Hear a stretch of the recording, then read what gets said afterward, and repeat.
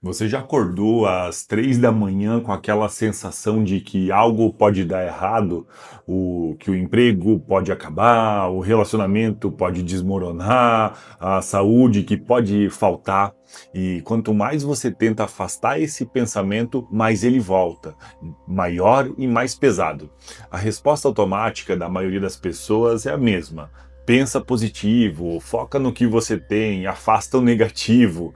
Mas e se essa for exatamente a estratégia errada?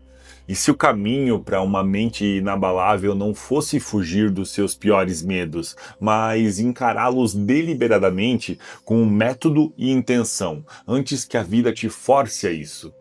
Os estoicos praticavam isso há 2000 anos. Chamavam de premeditatio malorum. Gente, eu não sei latim. Vai ficar aqui escrito em algum lugar.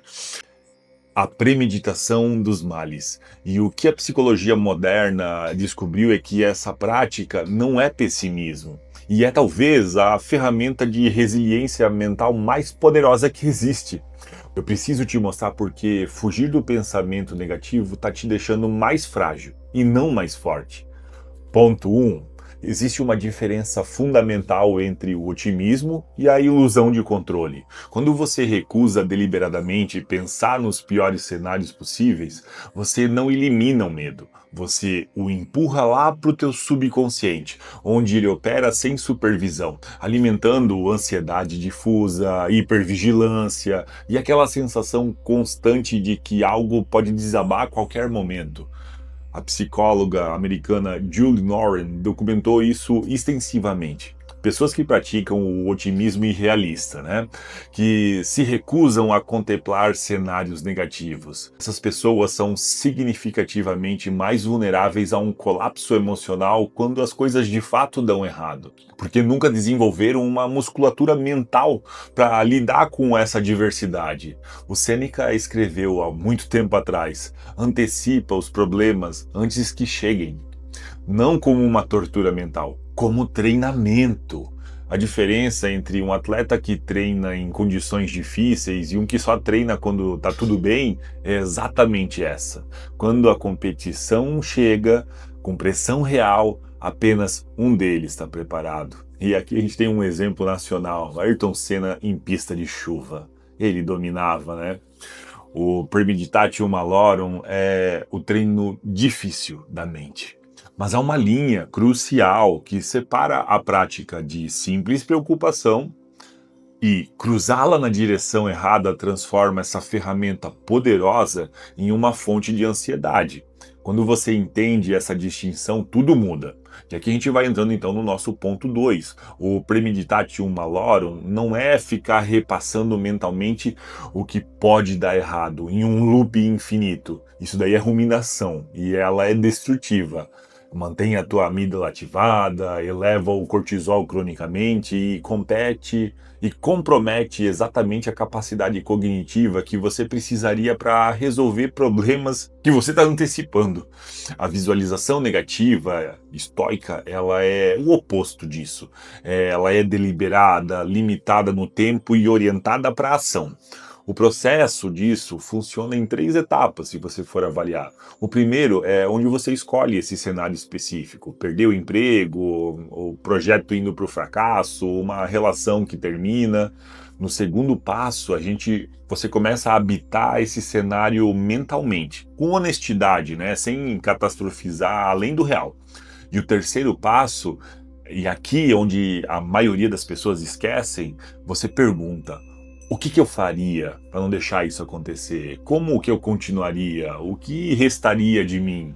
É essa terceira pergunta que transforma o exercício de tortura em treinamento. Você não está prevendo o desastre, está provando para si mesmo que sobreviveria a ele. O Marco Aurélio praticava isso todas as manhãs, com a certeza de que nada que acontecesse poderia destruí-lo completamente. E aqui está onde essa prática vai além do óbvio. Porque o maior benefício da visualização negativa não é preparar você para o pior, é mudar completamente a sua relação com o que você já tem. E aqui a gente se encaminha para o ponto 3. Sêneca escreveu uma das frases mais perturbadoras da filosofia estoica: tudo é alheio. Só o tempo é nosso. O emprego pode acabar, a saúde pode falhar, as pessoas que você ama vão partir um dia. Não como catastrofismo, como realidade. E quando você contempla essa realidade com honestidade, algo inesperado acontece. As coisas que você tomava como garantidas deixam de ser garantidas. E o que antes era invisível, a conversa com um amigo, a capacidade de trabalhar, a saúde que ainda está de pé, passa a ter um peso que não tinha antes. O conceito budista de anicca, impermanência, chega à mesma conclusão por outro caminho. Nada é permanente. Apegar-se à ilusão da permanência é a raiz do teu sofrimento. Aceitar a impermanência é o caminho para uma paz genuína. Não é coincidência que essas duas tradições filosóficas completamente distintas, o estoicismo romano e o budismo oriental, convergiram para a mesma prática: contemplar a perda como uma forma de apreciar o presente. A visualização negativa praticada corretamente não te torna pessimista, te torna presente. E presença genuína é o antídoto mais eficaz para uma ansiedade crônica sobre o futuro. E tem uma aplicação prática disso que vai além da filosofia, porque essa prática tem um efeito direto e mensurável na sua capacidade de tomar decisões e agir sob pressão. A gente já está se encaminhando aqui para o ponto 4, onde a visualização negativa não precisa de rituais complexos. Ela precisa de 5 a 10 minutos de silêncio e 3 boas perguntas honestas. A primeira pergunta que você pode fazer: o que é mais importante para mim agora? Profissional, pessoal, financeiro? Uma segunda pergunta: como seria minha vida se isso desaparecesse amanhã? Não é catástrofe, né? É detalhe honesto, né? O que mudaria, o que permaneceria? E a pergunta 3: o que essa contemplação revela sobre o que realmente importa? E o que eu estou tratando como urgente, mas que não é urgente?